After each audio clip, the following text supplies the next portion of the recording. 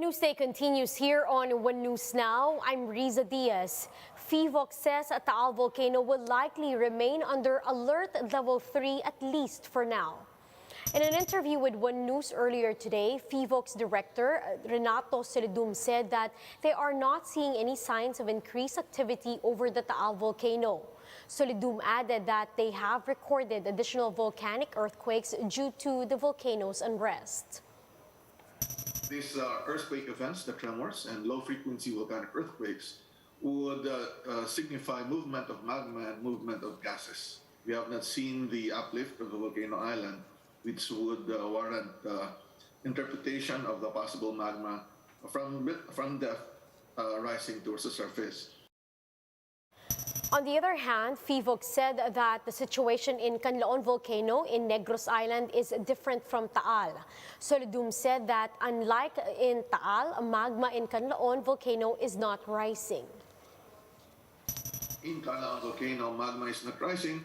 What we have seen would be hydrothermal activity, where hot gases would boil the groundwater beneath Canlaon. But then, hydrothermal or steam-driven explosion can be a danger to people if they are within the 4-kilometer permanent danger zone. So we advise people not to go inside that zone.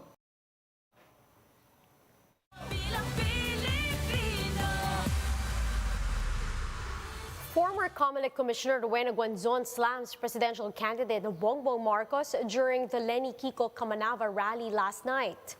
In her speech, Guanzon said that she has been fighting the Marcoses, noting that if Marcos Jr. wins, he will refuse to step down as president. With this, Guanzon said that Bongbong Marcos should be prevented from winning the presidency.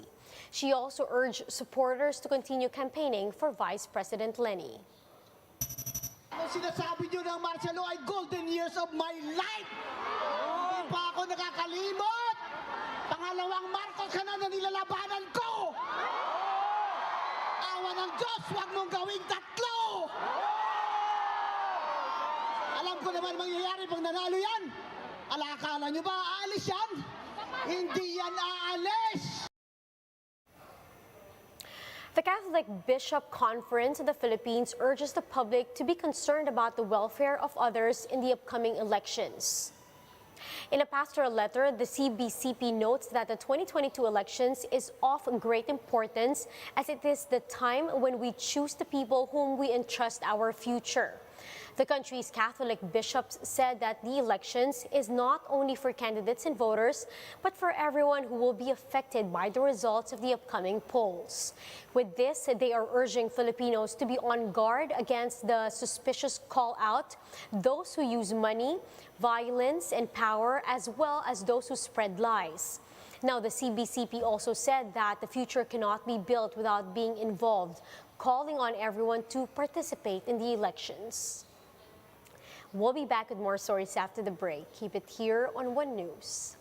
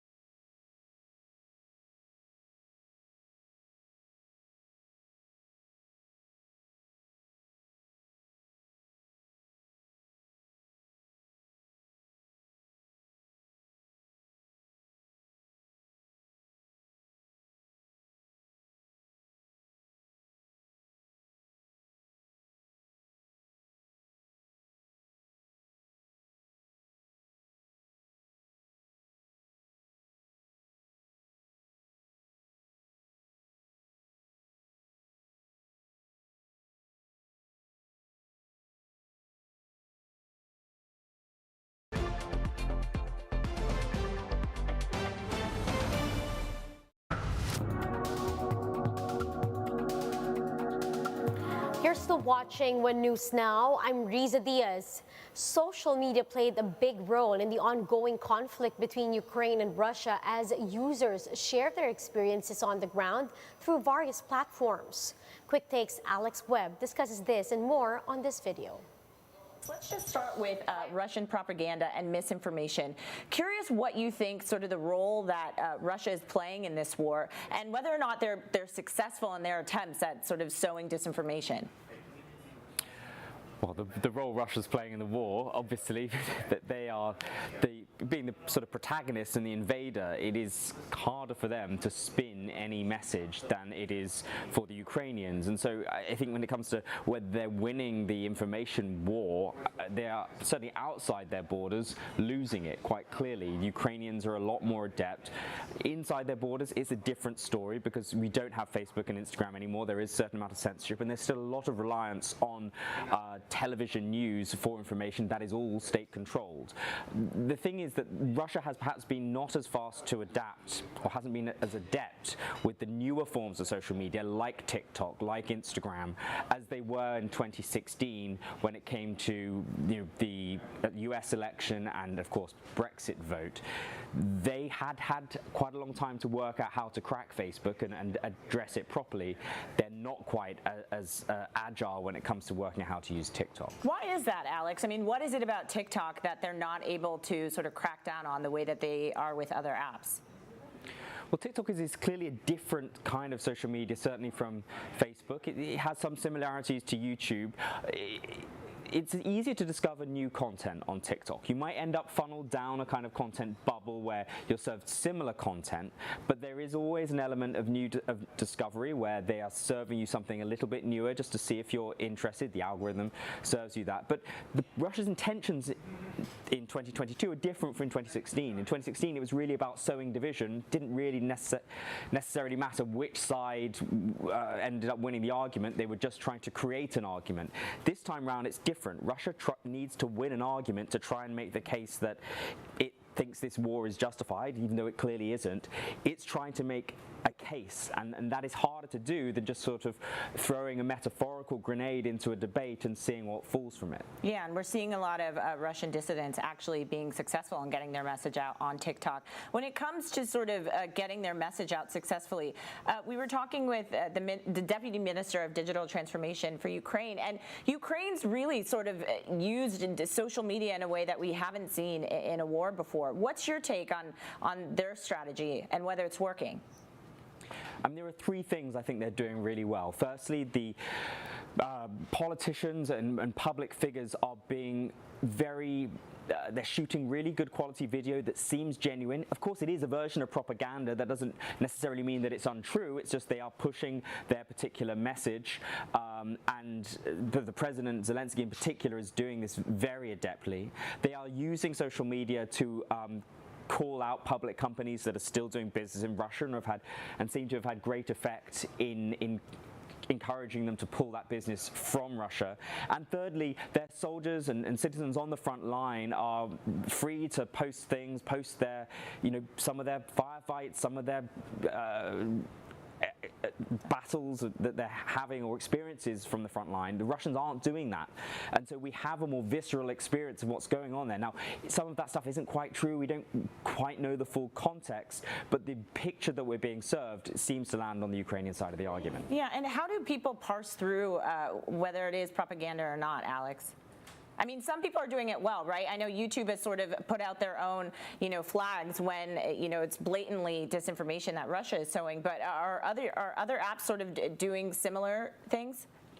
So when it comes to determining what from the front line is true or not, I'd really push people towards Bellingcat, who have a very good project where they have tried to verify crowdsourced videos that are going up on Twitter and TikTok and elsewhere, and place the location based on the stuff they can see in the background and whether they trust the source or not. That is a good way of seeing if something is true. And also, media outlets that might seem slightly legacy, they will tend to only post things if they can verify it. And that's where stuff like Telegram, which is huge in this conflict, it's very popular in Ukraine, it's very popular in Russia.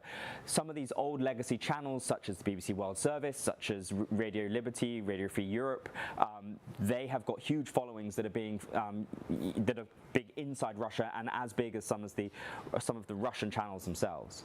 Yeah, it's been really fascinating and just showing how quickly people are picking up on some of these posts and tweets and others out there. Alex, just finally, we've seen Russia really try to sort of crack down on some of these social media platforms. They were accusing Facebook and Instagram of extremist activities. Do you think any of this is really a concern for these companies at all if they get charged by the Russian government? I mean, when we think about moving forward, do you think it's on their radar at all? I mean, when it comes to their earnings and their exposure to that market, it's pretty minimal. It's probably a rounding error compared to what they do elsewhere. When it comes to free speech, it clearly is a big concern because, you know, it means there's really only Telegram as a way of having proper debate and conversation in the Russian market. The stuff that, I don't know if you've had a chance to watch Russian TV, I've seen some of the footage and it's astonishing that the lies that are being peddled by Russian news organizations. And it's quite hard when you're being served that diet then to make a choice to find stuff elsewhere, which is even harder to find than it was just a month and a half ago. Let's now take a quick look at today's other top stories. Over 100 families have been evacuated after FIVOX raised the alert level over Taal volcano. But some residents in affected communities still refuse to leave their homes. Industry projections show petroleum prices are again set to increase this week.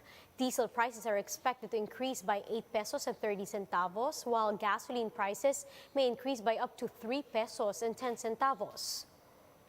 And after being canceled for 2 years because of the pandemic, Baguio City's Panagbanga Festival returns with its fluvial parade. And those are the top stories of the hour. Join us later again at 12 noon as we continue to monitor the day's biggest stories. You can also catch One News on Signal Play app. Register for a free account now at www.signalplay.com and stream One News live anytime, anywhere. I'm Riza Diaz. Mask on, wash hands, and stay safe, Philippines. We are One News.